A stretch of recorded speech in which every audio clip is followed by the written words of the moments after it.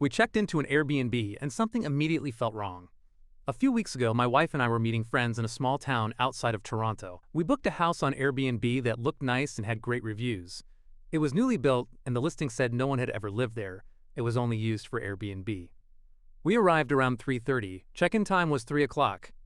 There was a car in the driveway blocking us. I messaged the host. He read it but did not respond. 10 minutes passed. We were sitting there in the cold after a long drive. I messaged again asking whose car it was and if we should go inside. Again, he read it, no response. So we went to grab the key from the lockbox. As we were opening the door, we heard clanging inside. We looked at each other and immediately retreated back to the car.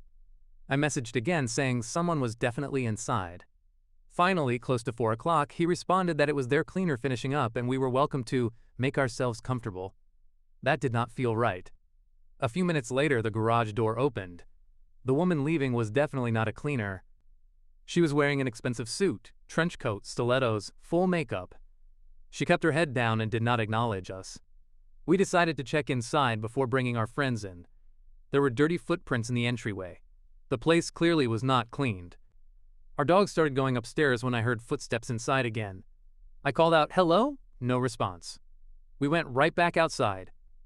Just then, our friends arrived.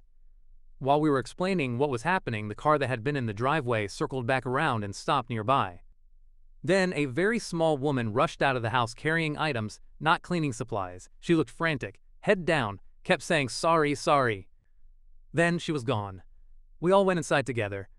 The living room had visible dirt, the TV had Persian jazz playing, the sinks were dirty. Couches looked like they had just been used, fresh stains on surfaces.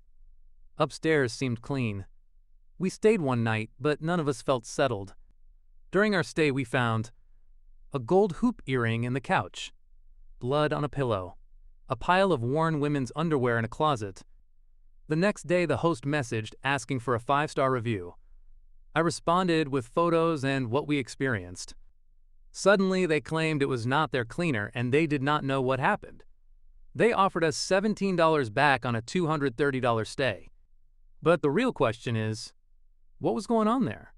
Was I overreacting, or does that sound seriously off?